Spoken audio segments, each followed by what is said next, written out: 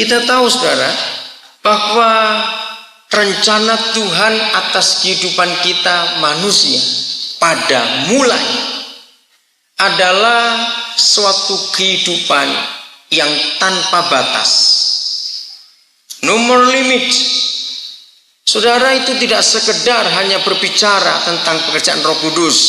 Dari Kisah Rasul 1 ayat 8, ini ayat tema yang saudara ambil. Tapi lebih daripada itu, terus terang sampai hari ini, walaupun dihitung dengan waktu Tuhan, hari-hari ini adalah hari-hari yang sudah sangat mendesak. Cara orang bekerja, maka sebetulnya papa kita kan berpikir begini, ya sudahlah, toh waktu tinggal sedikit, untuk apalagi akan diperjuangkan ini. Tetapi yang saya kagum, dan seharusnya semua kita mengagumi, ternyata papa kita tetap akan meneruskan rencananya, walaupun dia tahu waktu yang ada tinggal sedikit. Kenapa? Sebab bagaimanapun juga apa yang dia rencanakan sejak dulu akan kembali lagi dan harus segera dinyatakan lebih dahsyat lagi. Maksudnya begini, sejak semula ketika Tuhan sebagai Bapa, Dia menjadikan kita manusia, saudara, maka dalam diri kita ada sebuah kekuatan, ada sebuah kuasa, ada sebuah kedahsyatan yang tadi Pak John katakan pada pembukaan, ada dinamit. Saudara, kalau kita mendengar kata dinamit, jangan berkonotasi atau jangan mengarahkan kepada sebuah ledakan, jangan. Saudara, dinamit itu lebih daripada sekedar sebuah ledakan. Ada kekuatan yang luar biasa. Nah, apakah apa yang saudara pikirkan? Kalau kita memperhatikan Kejadian 1 ayat 26, ya, perhatikan ayat itu. Apa yang saudara pikirkan? Bahwa manusia itu dijadikan, nggak main-main, serupa dan segambar dengan diri. Tidak ada makhluk lain di dunia ini yang diberi hak sedahsyat itu oleh Tuhan kecuali kita manusia. Katakan amin. Tidak ada satu makhluk pun di dunia yang diberikan hak oleh Tuhan seperti yang diberikan kepada manusia. Hanya kepada kita Dia mengatakan, mari kita jadikan manusia yang serupa dan segambar dengan kita. Sesungguhnya kata firman itu menunjukkan bahwa manusia itu suatu pribadi yang tidak punya batas apapun juga. Renungkan kata-kata ini. No more limit itu tidak sekedar pada kuasa Roh Kudus, tetapi sesungguhnya rencana Tuhan ketika Dia menjadikan kita. No more limit itu adalah kehidupan kita. Tapi sayang, perhatikan, sayang, dosa yang menjadikan kita terbatas. Dosa merusak seluruh rencana Tuhan yang mulia itu. Tetapi ini yang saya katakan pada kalimat pertama tadi. Walaupun Tuhan sangat tahu bahwa waktu yang ada tinggal sedikit, tetapi Dia tetap akan melanjutkan rencananya untuk membuat diri kita yang sungguh-sungguh mau bertobat. Ini kata kunci. Yang sungguh-sungguh mau bertobat, untuk kita menjadi tanpa batas lagi dalam segala hal. Panitia menyusun bagus, no more limit dalam ministry, no more limit dalam kesehatan, dalam keuangan, no more limit dalam kesembuhan dan banyak hal. Puji Tuhan untuk itu. Nah, saya akan berikan beberapa contoh. Saudara, saya percaya tidak ada seorang pun manusia yang tidak pernah mengagumi ciptaan manusia yang namanya komputer. Betul enggak? Semua orang akan kagum dengan barang itu. Lebih-lebih hari-hari terakhir ini, saudara. Komputer sudah merupakan kebutuhan pokok seluruh manusia di dunia. Saudara bisa bayangkan kalau orang nggak sempat menemukan komputer, contoh kecil saja. Betapa susahnya orang kan pergi kemana-mana dengan pesawat kalau semuanya manual ditulis pakai tangan. Lalu saling telepon lagi, tunggu lagi lama. Tinggal berapa seat yang di kota sana. Ini bagaimana penumpang yang mau di sini? Coba bayangkan betapa susahnya. Saudara perhatikan teknologi handphone. Saudara 6 tahun yang lalu, bukan 10 tahun, 6 tahun yang lalu. Belum lama. Handphone itu masih barang mewah dan mahal sekali. Orang itu kalau pakai handphone yang lain melihat, wih keren betul. Sekarang ini saudara, tukang sayur pun pakai handphone. Sopir bajai pun pakai handphone. Coba bayangkan. Luar biasa. Lalu bukan sekedar handphonenya saja. Teknologi di dalamnya. Yang namanya SMS saja. Saudara pernah mikir sebentar lagi kantor pos akan tutup semua. Sudah nggak laku lagi itu pengiriman surat terlalu lama. Nah, saudara bisa mengerti dengan semua teknologi yang ada sekarang ini. Lalu gabungkan dengan apa yang kita pelajari, no more limit. Dengar anak-anak Tuhan, ini perkara serius. Yang sedang hidup dalam dosa saja, toh masih ada sisa-sisa kesetaraan dengan Tuhan itu. Sehingga yang masih hidup dalam dosa saja masih mampu menciptakan sesuatu yang sangat luar biasa. Ngerti kata-kata ini? Nggak ngerti? Oke, ada yang jujur. Begini. Baik, saya ulang. Pencipta komputer dengan semua programnya. Pencipta teknologi handphone dengan semua programnya. Kalau bicara handphone, saudara harus bertobat betul-betul. Kalau saudara nggak bertobat dengan barang yang namanya handphone, bisa bangkrut kamu. Berarti tiap bulan mesti ganti handphone. Sebab hampir tiap bulan pasti keluar handphone jenis baru. Betul nggak? Terus begitu. Nah, maaf kalau saya harus katakan ini. Bukankah mereka itu, saya pakai umum ya, bukankah mereka itu yang menciptakan teknologi itu, komputer, komunikasi, handphone, dan macam-macam lagi? Maaf, bukankah mereka itu orang-orang berdosa? Ini yang saya maksud.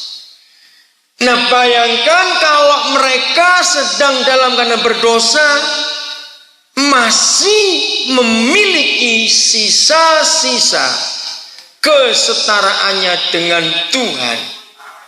Apalagi kalau kita sebagai gereja bertobat dengan sungguh-sungguh, maka Tuhan akan membuat kita menjadi suatu ciptaan yang tanpa batas. Untuk hal apa saja. Mengerti maksud ini saudara? Itu Tuhan kita. Nah, kita harus jujur pada diri kita sendiri. Gereja membatasi Tuhan hanya dalam konsep rohani. Saya ulangi lagi. Gereja membatasi Tuhan dalam konsep rohani, dalam konsep dan konteks rohani saja. Padahal Tuhan kita itu tidak hanya berurusan dengan perkara-perkara rohani saja, tapi dia berurusan dengan semua hal yang ada, yang berguna buat kehidupan kita manusia di dunia ini. Jawab iya atau tidak? Betul?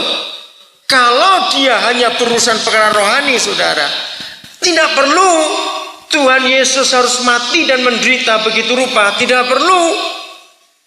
Kalau kita bandingkan kematian Tuhan Yesus yang begitu dahsyat, maka jelas itu tidak hanya berurusan untuk perkara-perkara rohani saja, untuk semua hal dalam kehidupan ini. No more limit, tidak ada batas untuk apapun juga. Karena Tuhan ingin menyatakan dirinya kepada dunia lewat kita. Selama ini Tuhan masih terbatas, saudara. Selama ini Tuhan masih terkungkung. Selama ini Tuhan masih terbelenggu oleh doktrin, dan doktrin. Sehingga Tuhan tidak bisa menyatakan dirinya seutuhnya. Tidak bisa. Maka itu dia mencari sebuah generasi. Dia mencari suatu generasi baru yang mana dengan generasi itu dia bisa mengerjakan apa saja yang dia mau tanpa batas. Katakan amin. Nah, kiranya generasi itu adalah kita. Saya memakai kata manusia, kiranya. Mudah-mudahan, kalau saya pakai bahasa itu.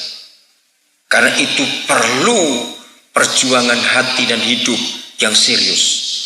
Untuk Tuhan bisa menjadikan saudara dan saya sebagai suatu kelompok, sebagai umat kesayangannya sendiri yang hidup tanpa dibatasi oleh apapun juga. Oh saudara, ini sungguh luar biasa. Saya akan mulai dengan ayat yang pertama. Kejadian 11 ayat yang kelima. Kita lihat ayat ini. Kejadian 11 ayat yang kelima dan 6. Lalu turunlah Yahweh untuk melihat kota dan menara yang didirikan oleh anak-anak manusia itu. Tuhan turun melihat yang dibuat. Dan ia berfirman, mereka ini satu bangsa dengan satu bahasa untuk semuanya. Ini menara bangunan permanen pertama di dunia itu, yaitu Menara Babel.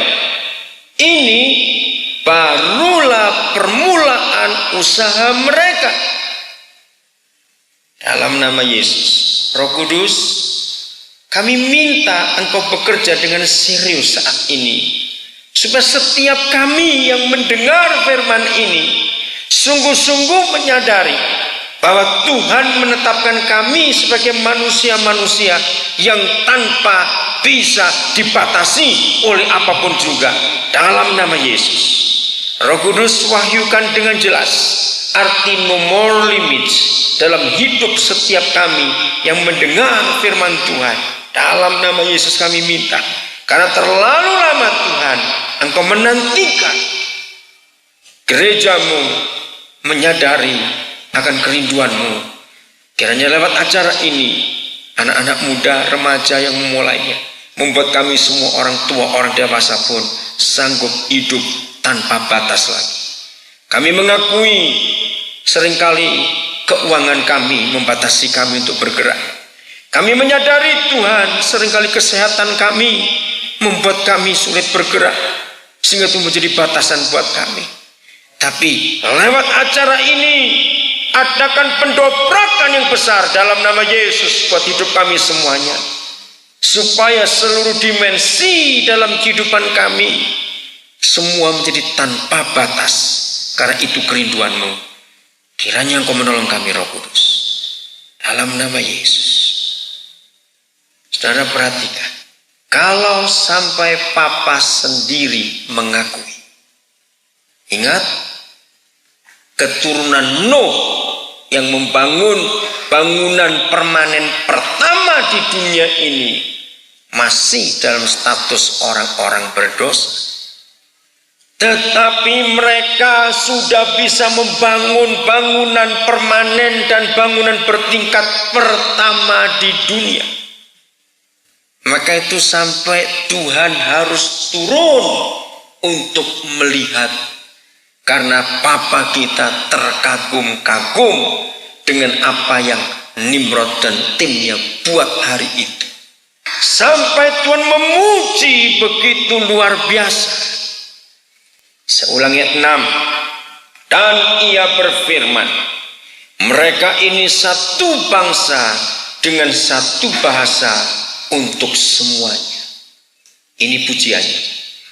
Ini menara ini barulah permulaan buatan usaha ide manusia yang pertama di dunia ini. Maka Tuhan memberikan sebuah kekuatan. Nah, saya menemukan kata no more limits itu justru di ayat ini. Nggak main-main, sudah. Saudara bisa bahasa Inggris, bahasa Jerman, bahasa Mandarin, bahasa Itali, bahasa Perancis. Cari Alkitab dengan bahasa-bahasa itu, lalu cari penekanan-penekanan berbeda dari ayatnya. Saya menemukan no more limits itu justru pada ayat ini. Perhatikan. Mulai dari sekarang, mulai dari menara Babel itu didirikan sekian ribu tahun yang lalu. Saudara, apapun juga yang direncanakan manusia, tidak ada yang tidak akan dapat terlaksana. Saudara setuju? Di sini ada no more limits. Apa saja mulai dari menara Babel itu yang manusia rencanakan, dijamin saudara, tidak akan ada yang tidak terlaksana. Saudara, akhir 70-an saya dapat firman ini. Saya tersentak. Pikiran saya pertama kali muncul. Apa? Engkau tidak memberi batas. Apa yang saya maksudkan? Papa kita enggak memberi batas. Saudara pernah mikir enggak lewat ayat ini? Perampok-perampok, pezina-pezina, pemerkosa-pemerkosa, pembunuh-pembunuh, maling-maling menggenapi ayat ini juga. Mengerti maksudnya? Tidak ada perampok, enggak ada pezina, enggak ada pemerkosa, enggak ada pembunuh yang tanpa merencana sebelum berbuat. Betul? Ini yang muncul pertama kali di pikiran saya. Kenapa engkau tidak membatasi hanya untuk yang positif saja engkau buat itu? Saudara, kalau sampai hari ini yang namanya narkoba saja bisa membuat pusing dan kacau seluruh dunia, bukankah para pelakunya menggenapkan no more limits dalam ayat ini juga? Ya atau tidak? Coba jawab. Ini yang saya kagum. Mulai dari sekarang. Saudara, ketika Einstein mati, maka dunia menangis sebab belum pernah ada orang sepintar dia pada zaman itu. Dan saudara tahu sampai hari ini Einstein sudah tidak ada. Jasadnya sudah menyatu dengan tanah, tetapi otaknya masih tetap diselidiki orang sampai hari ini. Maka para ahli menemukan sehebat itu Einstein. Ternyata dalam penemuan yang ditemukan oleh para ahli, ternyata Einstein baru menggunakan kurang dari 10% kekuatan otaknya. No more limits. Orang-orang yang masih berdosa sekalipun, kalau dia mau memaksa kekuatan otaknya, maka orang itu tetap kena kepada ayat ini. Ngerti sekarang kalau saya katakan teknologi handphone tadi? Sehebat itu ide manusia. Kalau pendeta John Chandra dalam 5 tahun terakhir mengalihkan profesinya, bukan cuma sebagai hamba Tuhan, ternyata sebagai produser. Saudara, perhatikan. Ternyata segoblok-gobloknya seorang manusia, semiskin-miskinnya seorang manusia, secacat-cacatnya seorang manusia, di dalam otaknya tetap ada sebuah kekuatan yang bentuknya no more limits. Setuju saya katakan ini? Saya mau tanya, dan jujur kalau saudara tahu, siapa yang pernah dengar suatu nama di dunia ini? Dr. Stephen Hawking. Tolong angkat tangan. Yang pernah tahu? Nah, sedikit sekali. Siapa yang sudah pernah baca bukunya atau buku-bukunya? Coba. 1. Tadi yang angkat tangan lebih dari 20 orang. Kan tahu. Tapi yang saya mau tanya, siapa yang sudah pernah baca bukunya atau buku-bukunya? Siapa lagi? Cuma 1 saja. Saudara, dia seorang cacat dari Inggris. Saya punya koleksi bukunya, walaupun tidak banyak. Nah, saya senang mengumpulkan data-data seperti itu. Kenapa? Untuk membuktikan bahwa betul-betul seorang manusia itu diciptakan dengan sebuah kapasitas yang tanpa batas dalam hidup. Dr. Stephen Hawking disebut Einstein abad 20, lalu setelah masuk abad ke-21 milenium ketiga, dan dia masih hidup sampai hari ini. Tahun ini kalau nggak salah umurnya 53 atau 54. Tetapi saudara, dia dilahirkan dalam keadaan cacat. Sejak lahir dia punya kelainan tulang dan dia punya kelainan syaraf sejak lahir. Sampai hari ini orang ini tetap adalah satu-satunya manusia di dunia yang sangat menguasai ruang angkasa. Dari lahir seluruh tulangnya itu tidak ada yang lurus. Seluruh tulangnya. Dari lahir dia nggak bisa bicara. Dari lahir dia nggak bisa angkat tubuhnya, angkat kepalanya, gerakkan tangan kakinya dia nggak bisa. Dia hanya bisa gerakkan mata dan mulutnya saja. Itu dari lahir. Tinggi badannya karena tulangnya bengkok semua. Nggak sampai 1 meter lebih dikit. Dan dia harus jalan di dengan kursi roda. Pasti sudah bertanya, kok bisa jadi dokter? Dan dia menjadi penceramah yang hebat di dunia ini. Soal ilmu-ilmu yang hebat sekali. Nah, setahu saya baru 1 yang diterjemahkan dalam bahasa Indonesia oleh Gramedia. Riwayat Sang Waktu atau Sangka. Orang ini, walaupun dia nggak bisa ngomong, tapi seorang penceramah, seorang ilmuwan yang sangat hebat, ditolong oleh komputer yang diciptakan khusus untuk dia. Sehingga kemana-mana dia pergi harus pakai kursi roda itu yang computerized. Kalau dia ngajar, dia gerakkan jarinya saja untuk klik apa yang dia sudah susun sebelumnya. Lewat teknologi yang ada, maka dia mampu keliling dunia. Nah, yang saya jengkel cuma 1 pada dia.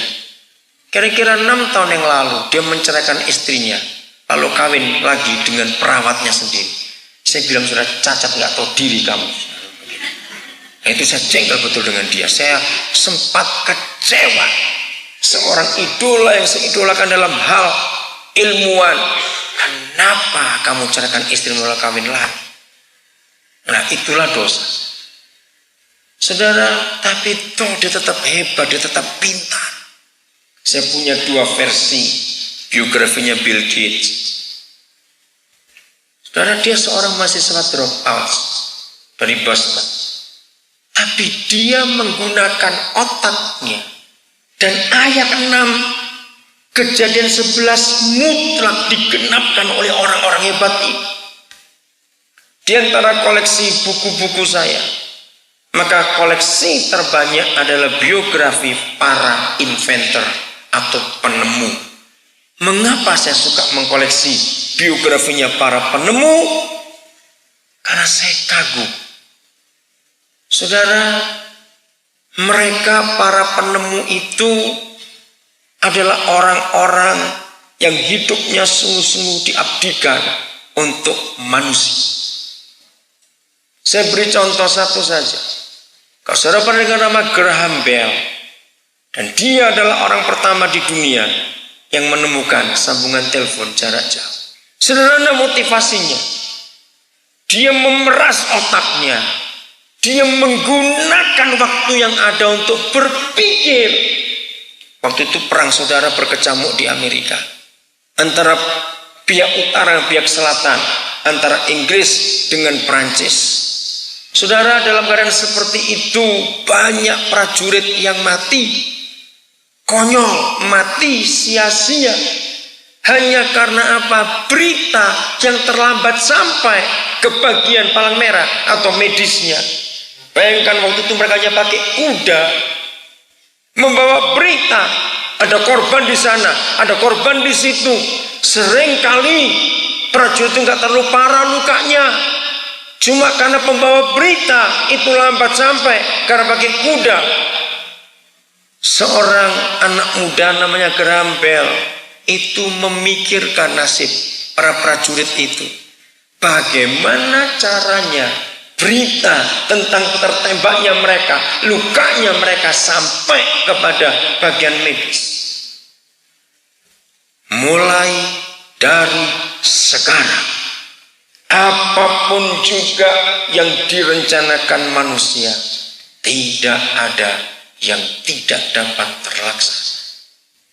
Graham Bell peras otaknya, dia paksa idenya, maka dia menemukan ide. Mungkin menggunakan kawat ini bisa sampai. Dari situlah modifikasi terus penemuan itu sampai menjadi sebuah sarana komunikasi, telekomunikasi yang hebat sampai pada hari.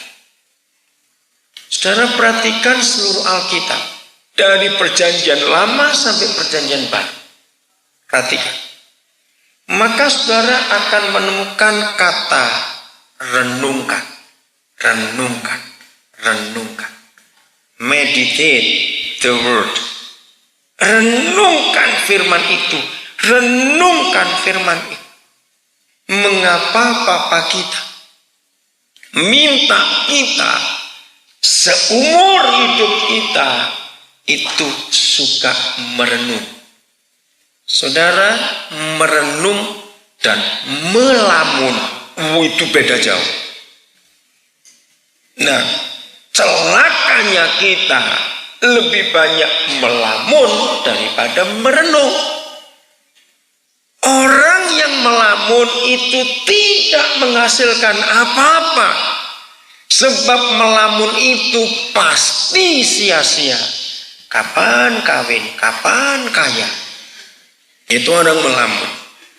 Tapi kalau orang merenung itu memikirkan sesuatu. Dan dia mengolah kekuatan otaknya. Saudara, inilah yang firman katakan no more limits. Ternyata tidak jauh-jauh dari diri kita. Dan hal itu ada di otak kecil kita. Di dalam otak kecil kita di bagian belakang kepala ini ternyata tersimpan sebuah kekuatan yang no more limits. Orang bisa dibatasi dalam hal bicara. Betul? Di banyak negara, contohnya negara kita juga, selama sekian puluh tahun pemerintahan Orde Baru, maka pemerintah Orde Baru membatasi hak bicara warga negara Indonesia. Maka itu zaman itu kalau ada orang salah ngomong, korannya dibredel, majalahnya ditutup, nggak boleh terbit lagi. Orang bisa dibatasi dalam geraknya, jalannya, aktivitasnya. Pernahkah saudara membayangkan tidak ada manusia bisa membatasi orang berpikir? Ya atau tidak? Renungkan. Kata-kata kita bisa dibatasi, gerak kita bisa dibatasi, tapi pikiran kita nggak ada bisa membatasi. Ini yang no more limits. Saudara, saya pernah coba menghitung. Maafkan kalau saya salah, tapi saya coba. Ternyata kalau kita mau menggunakan kekuatan otak kita, kita mau memaksimalkan kemampuan ide kita, nalar kita. Saudara coba hitung mulai besok atau lusa, terserah saudara. maka kita akan menemukan begini. Ternyata kalau kita sungguh-sungguh hidup membatasi diri dari segala hal yang tidak penting dalam hidup ini, ya, saya harap saudara mengerti kata-kata ini. Ternyata seorang manusia itu setiap 3 menit itu bisa menemukan ide baru. Coba renungkan baik-baik. Kalau kita mau memaksimalkan otak kita, ide kita paksa, dan kita membatasi diri dari hal-hal yang tidak penting. Misalnya makan cuma 3 menit selesai, mandi cuma 5 menit selesai, pakai baju, pakai sepatu, menggunakan ini sekian menit selesai. Misalnya pacaran cukup 4 menit misalnya, ya kan, masing-masing kita bukan. Shopping cuma sekian lama dalam 1 minggu, cukup sekali misalnya begitu. Ada orang yang betul-betul memaksa dirinya untuk memaksimalkan daya, kekuatan, daya cipta, ide, dan semuanya pada otak kecilnya ini. Maka hitung saudara, ternyata kita setiap 3 menit mampu menghasilkan 1 penemuan. Hebat sekali kekuatan ini. Nah, sayangnya banyak kita membuang-buang waktu, banyak kita membuang-buang kekuatan yang luar biasa jadi sia-sia. Maka itu saya sering berkata dengan kata yang kasar. Maaf kalau saya harus katakan kalimat ini. Kalau dia tersinggung lebih baik sudah bertobat. Kalau Tuhan menghidupkan kita, lalu kita cuma makan tidur berak saja, dan tidak ada hasil yang lain, berdoalah mulai malam ini minta suruh kita jadi babi saja. Ngerti kata-kata ini saudara? Sayang hidup ini diberkati luar biasa, disekolahkan lagi. Ternyata nggak ada hal-hal baru yang bisa kita pikirkan setiap hari untuk menemukan sesuatu dalam hidup ini. Karena babi itu masih lebih berharga, saudara. Dagingnya sekilo berapa? Nah, daging kita mau di kiloan dijual, siapa yang mau beli? Betul enggak? Nah, ini istilah yang kita harus sadari dalam hidup ini. Betapa banyaknya kekuatan yang sia-sia kita gunakan 24 jam sehari, tidak menghasilkan 1 pun penemuan dalam hidup. Ketika suatu hari saya baca sebuah buku, inilah kelemahan saya. Saya itu sulit menghafalkan nama pengarang dan judul buku. Cuma isinya saya pasti ingat. Maafkan saya untuk hal ini. Ketika buku itu sangat menggugah hati saya, penulisnya berkata begini. Apabila Anda ingin mencari dan menemukan sebuah kekayaan, jangan ke bank, jangan ke Las Vegas, jangan ke tempat-tempat yang berduit, tapi pergilah ke kuburan. Nah, saya bingung. Ke kuburan ngapain?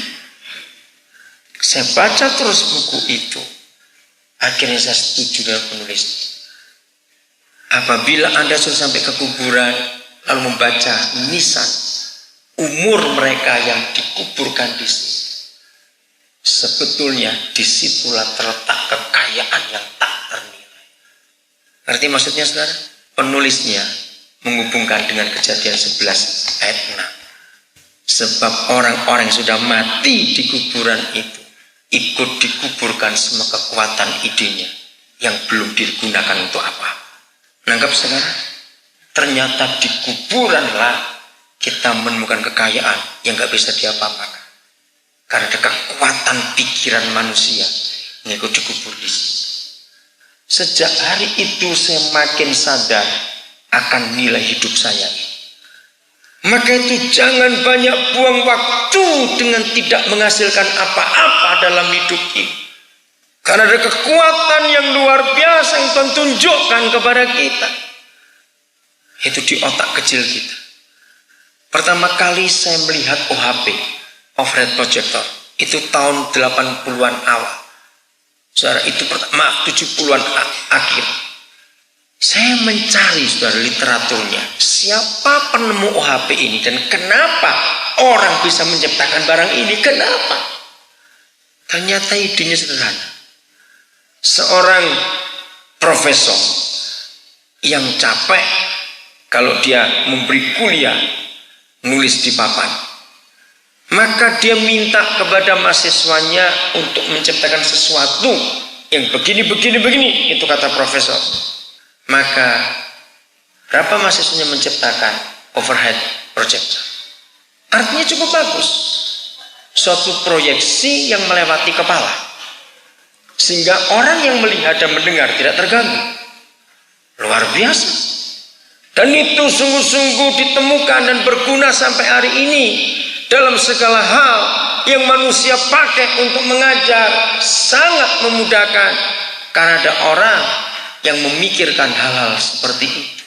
Nah, ini yang Tuhan cari dalam kehidupan kita. Kalau kita mau berpikir dengan sungguh-sungguh, ternyata bisa menghasilkan hal-hal yang sangat dahsyat dalam kehidupan. Nah, sekarang kita akan melihat, kecuali otak kita, sarananya apa lagi yang membuat kita jadi tak terbatas dalam hidup ini. Ini penting sekali untuk kita temukan dalam kehidupan kita. Mari kita lihat Yohanes pasal yang ke-14 ayat yang ke-26. Yohanes pasal yang ke-14 ayat 26. Tetapi siapa? Penghibur, yaitu siapa? Roh Kudus, yang akan diutus oleh Bapa dalam namaku.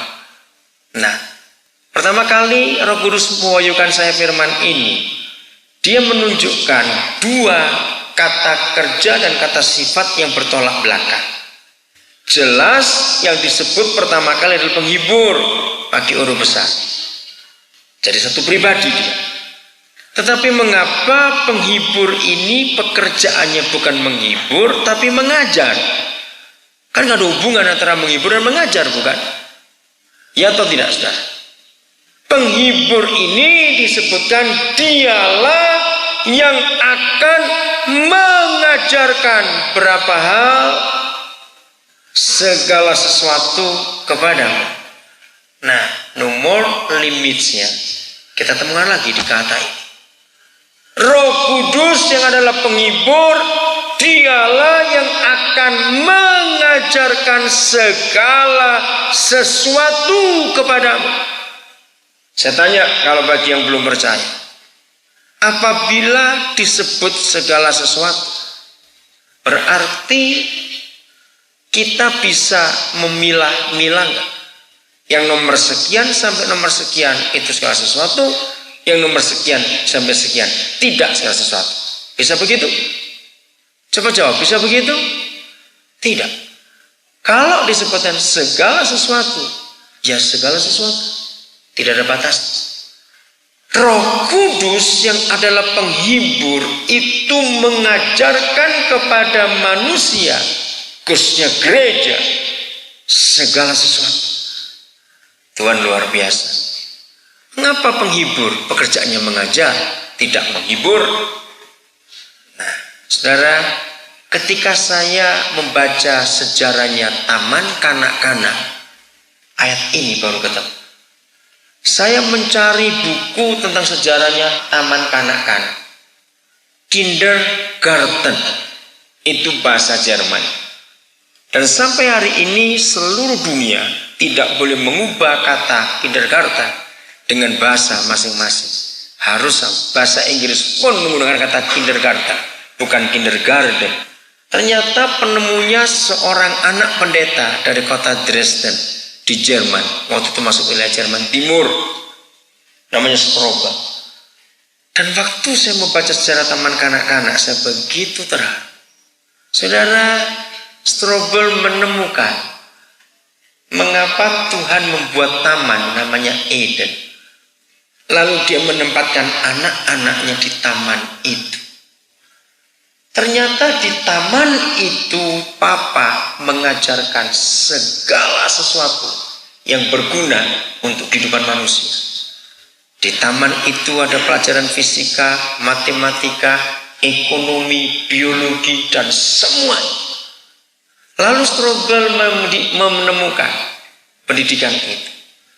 Dan yang luar biasa, negara pertama di dunia setelah Jerman mengadopsi kata taman kanak-kanak, maka negara kedua adalah Jepang.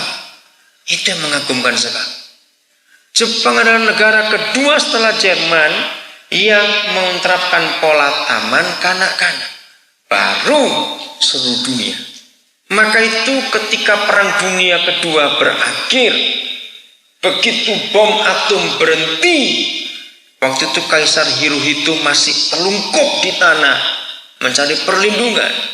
Dan dia tahu setelah bom pertama menghancurkan, maka bom kedua jatuh lagi. Kaisar Hirohito begitu terpukul.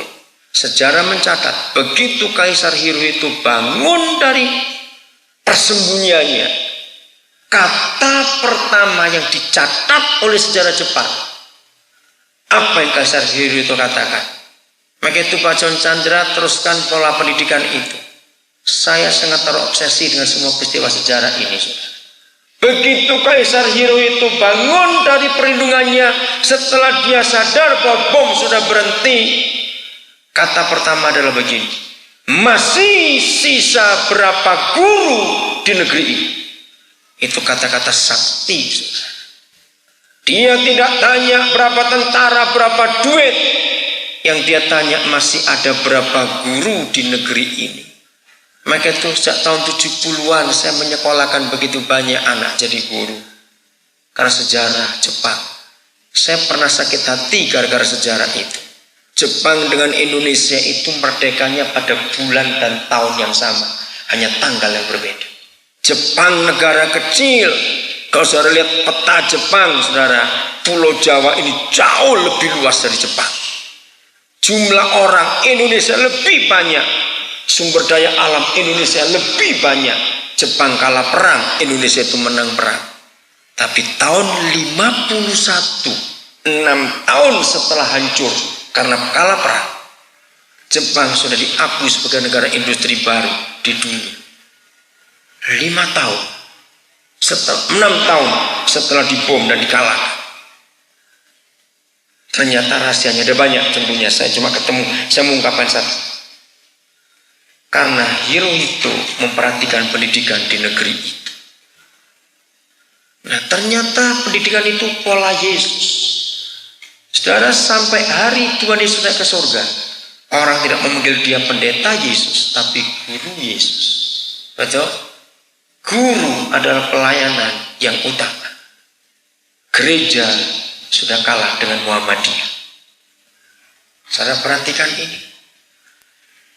Sekarang ini pendidikan terbagus di Indonesia bukan milik Kristen lagi, tapi milik Muhammadiyah. Gereja kalah. Saudara, sampai tahun 2009 Muhammadiyah sudah mencetak sekian ribu S3. Itu target mereka. Nggak main-main. Saudara, salah satu, kalau saudara perhatikan,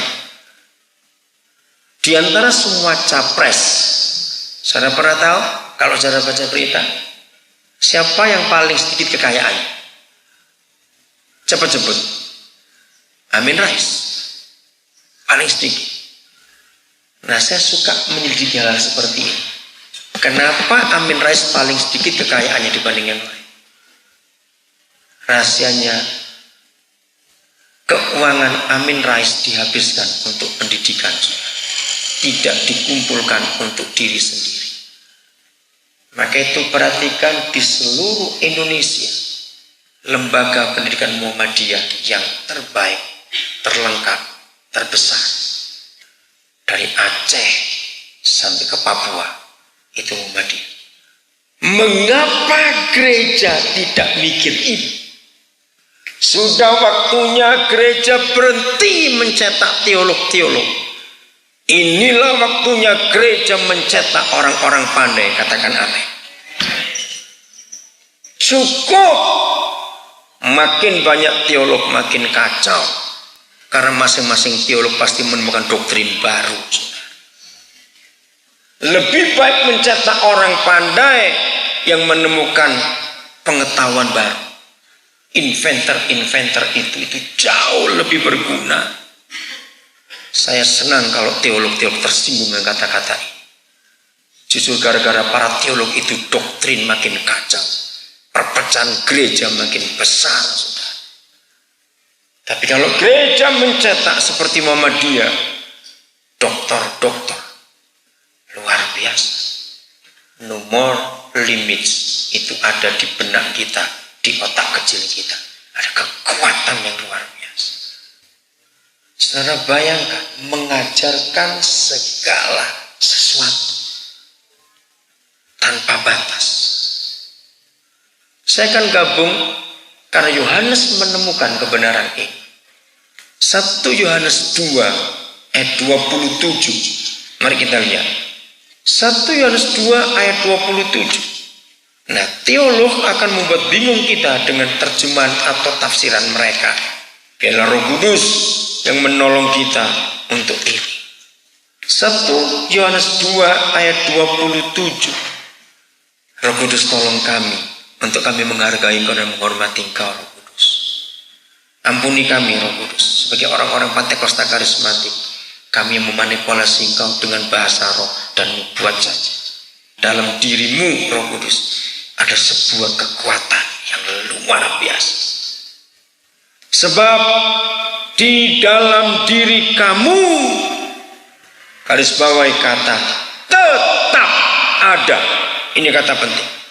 Berarti tidak putus-putus, tidak berhenti-berhenti, sambung menyambung, tetap ada. Sebab di dalam diri kamu tetap ada pengurapan. Nah, selama ini gereja hanya memandang pengurapan sebagai sesuatu yang rohani saja. Dalam nama Yesus, kiranya gereja di Indonesia mulai tanggal berapa hari sampai lupa saya? 16. Mulai tanggal 16 Juli 2004 dalam nama Yesus, gereja di Indonesia sadar bahwa pengurapan itu tidak hanya untuk hal-hal rohani saja. Setuju? Berhenti bicara pengurapan, hanya sekedar mendoakan orang bisa geblak dalam nama Yesus. Berhenti, saudara.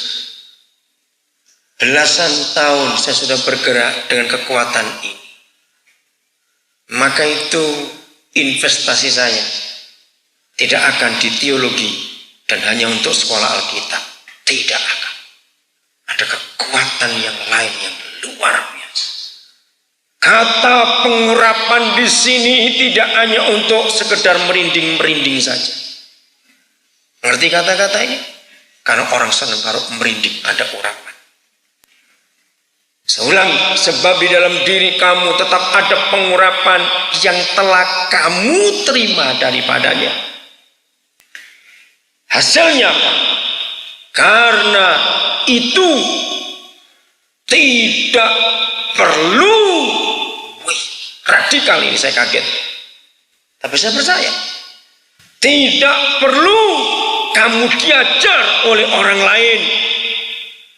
Tetapi sebagaimana pengurapannya mengajar kamu tentang segala sesuatu. Lagi sekali, no more limits. Tentang segala sesuatu. Ini tanpa batas. Dan pengajarannya itu benar. Tidak dusta. Dan sebagaimana ia dahulu telah mengajar kamu, demikianlah hendaknya kamu tetap tinggal di dalam Dia, penghibur yang mengurapi itu. Karena waktu saya akan percepat. Saya diskusi dengan Roh Kudus tentang ayat. Kalau engkau berkata tidak perlu diajar orang lain, kenapa ada sekolah? Saya tanya begitu. Jawabannya luar biasa.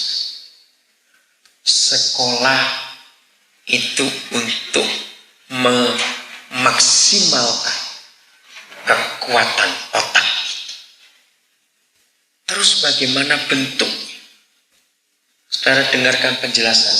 Saya kagum sekali. Saya ambil fisika lebih dulu. Ini menunjuk kepada kalimat tidak perlu kamu diajar oleh orang lain. Supaya kita berhati-hati. Satu dulu, fisika. Saya terus cepat mungkin. Oke, begini. Kalau Roh Kudus itu mengajar kita tentang segala sesuatu, berarti Roh Kudus ngerti matematika tidak? Dia ngerti jahit? Dia ngerti medis? Dia ngerti akuntansi? Dia ngerti aerodinamika? Dia ngerti geologi? Jawablah semuanya gitu loh, jangan diam saja. Saya nggak berhenti-berhenti ngomong ini nanti. Itu maksud saya, kok saudara diam saja. Betul? Berarti segala sesuatu itu segala sesuatu. Tadi saya bicara pada Pak John Chandra. Mungkin saya pendeta yang paling unik di Indonesia. Anak saya salah satu akan segera selesai di IKJ. Dia mengambil jurusan sutradara. Sebelum dia datang kepada saya, dia sudah konsultasi kepada 9 pendeta. 9 pendeta ketika ditanya satu persatu, apa menurut Bapak kalau saya sekolah menjadi sutradara? 9 berkata, untuk apa? Maka dia datang kepada saya, pendeta yang ke-10. Kalau Bapak bagaimana? Sekolah, saya bilang. Apa alasannya? Karena 9 berkata tidak. Saya berkata begini, ada 2 alasan Papa. Dan dari dulu memang saya menantikan mana anak saya yang akan masuk jurusan. Mengapa perlu ada yang jadi sutradara? Ada 2 alasan. Nomor 1, perbuatan Tuhan di alam semesta ini cukup kalau itu didokumentasikan akan membuat orang terkagum-kagum. Saudara sering lihat channel Discovery Channel, National Geographic, betapa hebatnya alam ini. Terserah mereka bilang itu evolusi, terserah, ngomonglah sampai capek.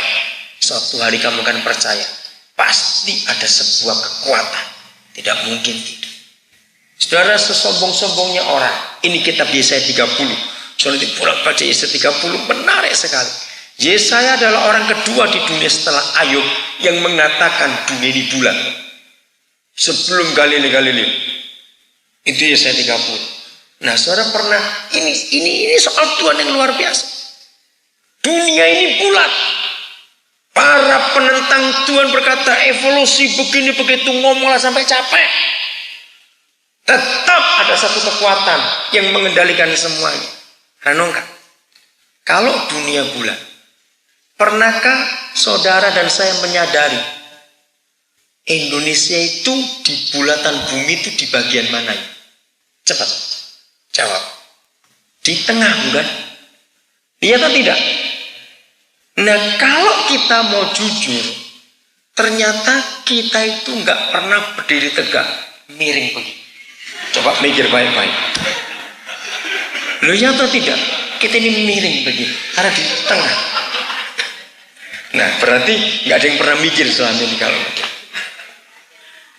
Betul toh? Kenapa nggak pusing?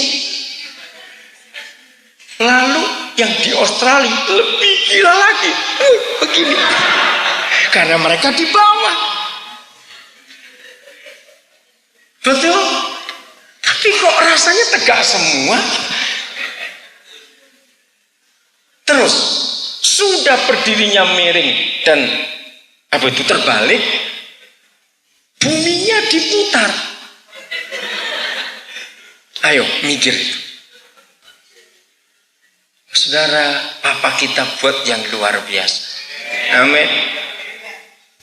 Sudah begitu 2/3-nya air, kok nggak muncrat? Nah, jadi begini, para teolog perlu bertobat. Ternyata ada sebuah ilmu yang saya temukan. Mempelajari firman menggunakan logika anak-anak akan menemukan rahasia yang luar biasa. Amin kan? mempelajari firman menggunakan logika teolog malah mumet. Ketemu tafsiran. Saudara, rahasia firman yang saya temukan sampai hari ini hanya karena saya menggunakan logika anak-anak. Termasuk Yesaya 30 yang baru saya uraikan. Itu logika anak-anak. Miring, tidak jatuh. Ada apa itu? Nah, saya kembali. Fisika. Ada teori-teori.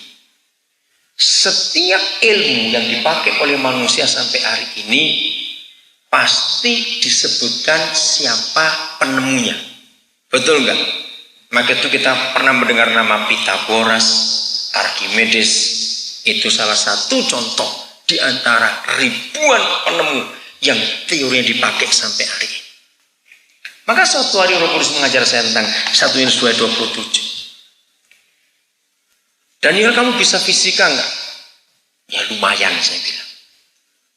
Gurumu belajar fisika dari siapa? Ya dari gurunya. Gurumu belajar dari siapa? Dari gurunya. Saudara, Roh Kudus begitu teliti. Akhirnya, saya bisa berhenti enggak untuk menyebutkan kepada akhirnya? Bisa tidak? Bisa. Berhentinya kepada siapa? Penemunya tadi. Ketika sampai kepada penemunya, langsung Roh Kudus tanya, nah penemunya belajar dari siapa? Saudara, ini rahasia nomor limit di dalam otak kita masing-masing. Saudara jawab siapa? Penemunya belajar dari siapa? Cepat jawab. Siapa? Enggak jelas ah. Pada siapa? Yang tegas jawabnya itu. Penemunya belajar dari siapa? Penciptanya, betul. Berarti saudara dan saya bisa belajar langsung nggak dari penciptanya? Nah, ini rahasia. Tidak perlu orang lain mengajar kita karena kita punya jalur online kepada Papa. Nggak perlu sekretaris. Katakan amin. Kita tahu saudara,